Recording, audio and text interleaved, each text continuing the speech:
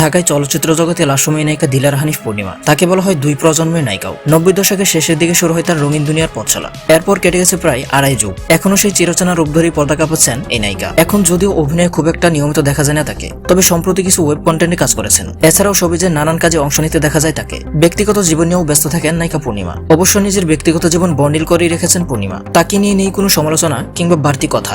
সামাজিক মাধ্যমে রয়েছে তার অসংখ্য অনুসারী। নিয়মিত তাদের কাছে নিজেকে ধরা দেন। ভক্তরাও নায়িকাকে ভরিয়ে দেন ভালোবাসায়। বিশেষ করে তার অপরিবর্তিত রূপের প্রশংসা করেন ভক্তরা। বয়স ধরে রাখা নিয়ে মুগ্ধতা প্রকাশ করেন কেউ কেউ আবার আফসোসও করেন। নানান সাজ পোশাকে নিজেকে মেলে ধরেন পূর্ণিমা। কিছুদিন আগে এমন কিছু নতুন লোকে ধরা দিলেন তিনি। তবে এই দিন বেশ সিম্পল বেশভূষায় ছিলেন তিনি। পরেন লাইট ব্লু সালোয়ার, সঙ্গে সাদা ওড়না। বিভিন্ন পোজে নিজেকে ক্যামেরাবন্দি করেন। সঙ্গে দেন মিষ্টি হাসি। পূর্ণিমাকে ভক্তরা যতবারই দেখেন ততবারই যেন তারা অবাক বনে যান। নায়িকার পোস্টে এক নেটিজেন আফসোস প্রকাশ করে মন্তব্য করেছেন, ছোট থেকে দেখে আসছি আপনাকে, একদম একই রকম। আমরা বুড়ি হয়ে যাচ্ছি, আপনি সেই বয়সেই পড়ে আছেন। একইভাবে আরেকজন মন্তব্য করেছেন, ছোটবেলার ক্রাশ, এখনো কত সুন্দর আপনি। আরো একজন নেটিজেন লিখেছেন, সিম্পলের উপর সুন্দর লাগছে। পূর্ণিমা নায়িকা হিসেবে তুমুল জনপ্রিয়তা লাভ করেন 2003 সালে মতিউর রহমান পানুর যৌথ প্রযোজনায় মনের মাঝে তুমি ছবি দিয়ে। এরপর 2006 সালে নির্মাতা এস হক অলিকের হৃদয়ের কথা। এই দুটি ছবিতেই পূর্ণিমার অভিনয় মন কাড়ে দর্শকের। সে থেকে বাংলা ছবির ইতিহাসে এখনো দুটি ছড়াচ্ছেন এই নায়িকা। সো তুমিও কি আফসোস করো? কমেন্ট করে জানাতে ভুলবে না।